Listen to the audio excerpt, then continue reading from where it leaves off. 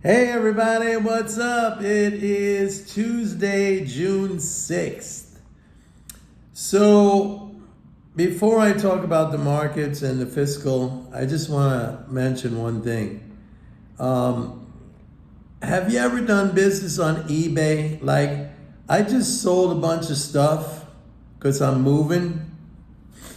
And I gotta tell you, you gotta be really careful about shipping costs, which I was not. Because eBay gives you an estimate of what the shipping costs and what the buyer is gonna pay if you make the buyer pay shipping. And it's nowhere near that.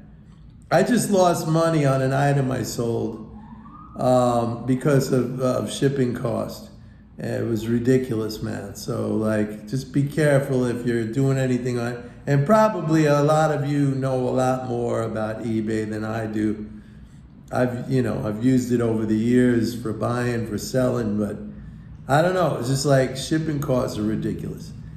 All right, let's talk about what's going on. Not a lot. It's very quiet. Now, you should understand that we are leading up to the June 15th corporate quarterly tax payment. So we're going to start to see some drain in balances, in the fiscal balances leading up to that, and then even after that. I mean, I got to take a look back at what it was in March, but it was up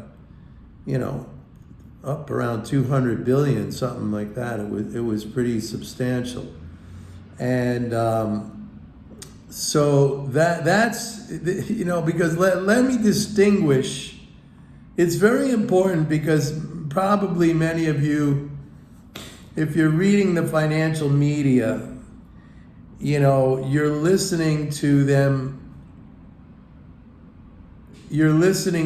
talk about how Treasury now is refunding because the debt ceiling has been increased. So they're selling securities, and that's they're draining out.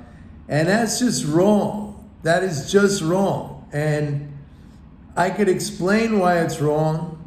But before I explain why it's wrong, I could tell you that when Steve Mnuchin, Trump's Treasury Secretary, had to do that in December of 2021, when the Treasury's balance ran down to 42 billion. By the way, right now it was at 23 billion, as the lowest ever. Mnuchin ran it up to eight. Yellen came in, ran it up to over $1 trillion, I think, and the market did fine. There's no distinction really between reserve balances and government securities. Government securities are the highest rated collateral in the world. They could be posted for margin. I mean, if you're listening to this stuff about how the issuance is going to drain out the liquidity, don't pay any attention to that. Now, what's going to drain out liquidity are taxes. That's when the government literally takes money away from us. It's not like it takes money away and it gives us a different form of money, like a treasury bill or a treasury note or a treasury bond. It's just pure taking away the money. And so that has an impact. Now, when that happens next week, and sometimes the market peaks before actually these things start. I don't know, maybe companies pre-sell stocks to raise money to pay their taxes or whatever. I don't know. But I've seen, I've observed that the market usually peaks out before the actual date of when that tax payment is due. And then it just kind of keeps going down, when they suck out that money. But the good news is the money gets replaced, all right? Because it just gets spent right back out as normal government spending on all the things that the government spends on. But it takes time. And in general, I would say it takes about 6 weeks. So you're looking at, July basically as the pickup point. And the pickup point is going to be fine because right now the daily leading spending flows are coming in at like 640 billion monthly. I'm sorry, I said the daily. I mean the monthly leading spending flows are coming in like at around 640 billion a month. I mean, that's crazy. That's huge, man. Like, you could go back over time, not even that far back. You could go even to the Trump era where 400 billion of leading monthly spending flows was considered huge. And, we had a big bull market during Trump.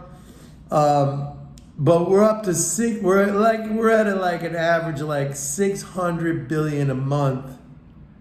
And okay, we're going to get some subtraction from that, from the student loans and stuff like that. But still, 580, 550, 60, whatever it is, that's a good number. That's a good level. I mean, you're not going to kill the economy with that kind of leading spending flow. And as they drain reserves, it's going to give the banks more room to make loans.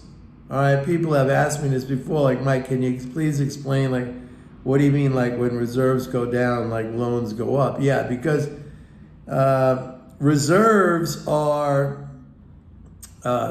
used in the calculation of leverage ratios these are, regulatory measures or limits or constraints on banks.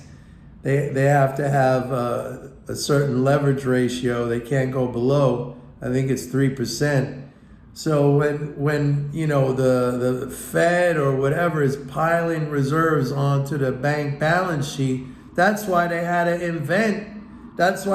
create the reverse repo facility as a place to like offload these reserves from quantitative easing into this repo facility, because they were pushing the banks up against regulatory limits. So actually, this selling of government securities by the Treasury, like that everyone's freaking out about, it's actually really positive, because if you want bank lending to go up, and it will, you need reserves to come down. Like, the banks don't need 3.2 trillion in reserves. I mean, and that's where we have been hovering, even with the so-called quantitative tightening. Hasn't really happened that much. Just because government spending is still very high. And it's going to stay high. So we need that. We need those security sales. Like, everybody, it cracks me up. I mean, it cracks me up because, like, I always say, like, understanding, education, knowledge, it beats everything. I mean, it might not beat something at the moment. There might be a headline from somebody that causes all these zombies to freak out. But if you have self-control, if you have knowledge, if you have understanding, over time, that money flows to your pocket. I mean, that's just a mathematical certainty. So it's what I try to teach here. So don't get worried about all these articles about, they're going to sell. I saw one like a $1 trillion black hole. Like, it's just like ridiculous. Like, journalists are not economists. And most economists are bad economists because they don't understand, or they ignore MMT, or they actually attack MMT. But that is the true understanding of how the monetary system functions. So, like, If you want to be like that, if that's your cult, if that's your thing, that, you want to attack MMT because it doesn't fit with your paradigm, and your paradigm is completely wrong, then I'm sorry, but that's your problem. It's not my problem. I'll take advantage of your problem, and I feel like it's my duty to take advantage of your problem. Because the only way they're going to learn is to lose everything. And I mean, they're the dominant, elements, features, reporters, whatever you want to call them. They're the dominant, voices in market analysis. And so the journalists, they're just, I don't know, people got a bachelor's degree in journalism and coming out of college, and they just read the news, whatever the other news says, and they just rewrite it in a different form. Right? You can't pay attention to that. That's why I always say, you got to be here. Here meaning with me. You got to be here.